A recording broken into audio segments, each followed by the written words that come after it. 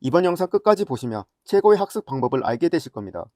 You don't need college to learn stuff, okay? Everything is available basically for free. You can learn anything you want for free. It is not a question of learning.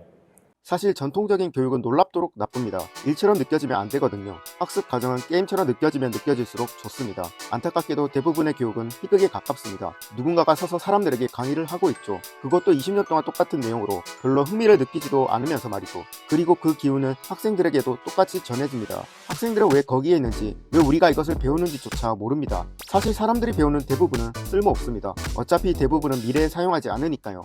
지금 내게 필요한 건 정보나 기술이 아니라 진짜로 내가 몰입할 수 있는 무언가, 바로 나만의 창작 프로젝트다. 이와 관련해 네발 라비칸트는 이렇게 말했습니다. 똑똑한 사람은 두 가지를 잘한다. 하나는 자기가 정말로 원하는 것을 정확히 아는 것, 다른 하나는 그걸 향해 행동하는 것이다. 저 또한 지식들을 제 머리에 구겨놓고 있었지만 제가 정말로 원하는 게 뭔지는 몰랐습니다. 저는 스스로에게 솔직하지 못했다는 걸 알게 됐습니다. 지식은 도구일 뿐입니다. 그것이 가장 빛을 발하는 순간은 정확히 원하는 것을 향해 전력 질주할 때입니다. 하고 싶은 프로젝트가 생기면 필요한 기술은 자연스레 습득됩니다. 배움 자체가 목적이 아니라 원하는 결과를 만들기 위한 수단이 되는 겁니다. 그래서 저는 방향을 틀었습니다. 무엇을 배워야 할까라는 질문에서 내가 무엇을 만들고 싶은가로, 지식은 더 이상 머리에 구겨넣는 대상이 아니라 필요한 순간에 능동적으로 사냥하듯 찾아내는 도구가 되었습니다. 우리는 배움을 강요받는 존재가 아닙니다. 수동적으로 교사의 커리큘럼을 따라가면 이건 왜 배워야 하지라는 의문을 품을 필요 없습니다. 주체적으로 자신의 학습을 설계해야 합니다. 마치 야생의 독수리가 먹이를 찾아 비행하듯이요. 그리고 이런 배움의 태도는 프로젝트에서도 마찬가지로 적용됩니다.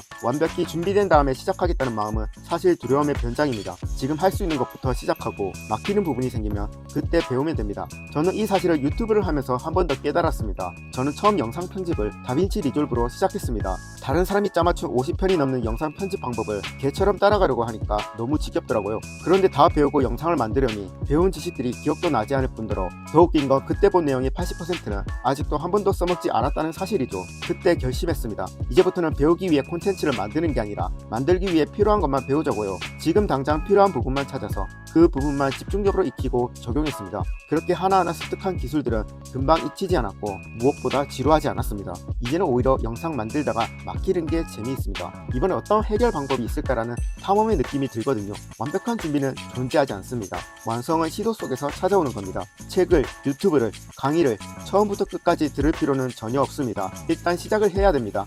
그리고 막히는 부분이 있으면 독수리처럼 낚아채면 되죠. I mean, generally you want education to be like as close to a video game as possible, like a good video game. Like, you do not need to tell your kid to play video games. They will play video games on autopilot all day.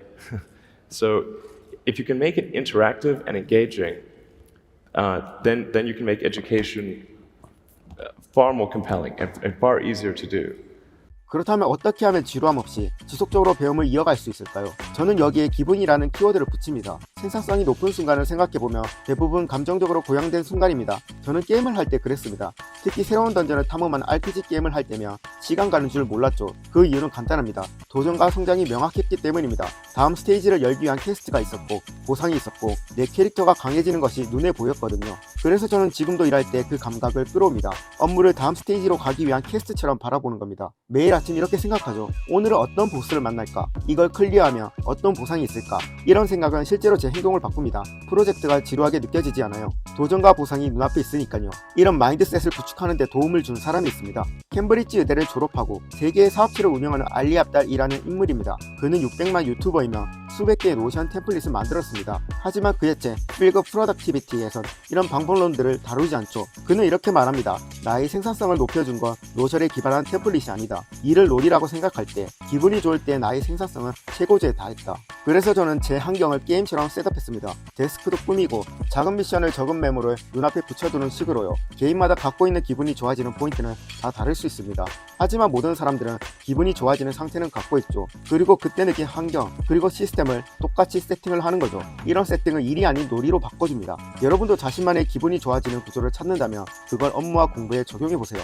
기분은 컨트롤할 수 없다고 생각할 수 있지만 실제로는 루틴과 환경, 이미지화를 통해 얼마든지 훈련이 가능합니다. 그리고 마지막으로 꼭 기억하셔야 할 것이 하나 있습니다. 우리는 살아가는 대부분의 시간을 과정 속에서 보냅니다. 반면 성취의 순간은 찰나입니다. 만약 기쁨을 오직 결과에서만 찾는다면 우리는 인생 대부분의 시간을 지루하게 살아가게 됩니다. 하지만 과정 자체에서 즐거움을 느낄 수 있다면 우리는 인생 대부분의 시간을 행복하게 살아갈 수 있습니다. 그 즐거움은 나만의 감각, 나만의 설계, 나만의 몰입에서 시작됩니다. 여러분도 꼭 시작해보세요. 기분 좋은 환경을 만들고 원하는 프로젝트를 향해 날아가고 필요할 때마다 독수리처럼 필요한 지식을 사냥해보세요. 오늘도 들어주셔서 감사합니다. 영상이 마음에 드셨다면 좋아요 한번 눌러주시고요. 더 깊이 있는 콘텐츠로 곧 다시 찾아뵙겠습니다.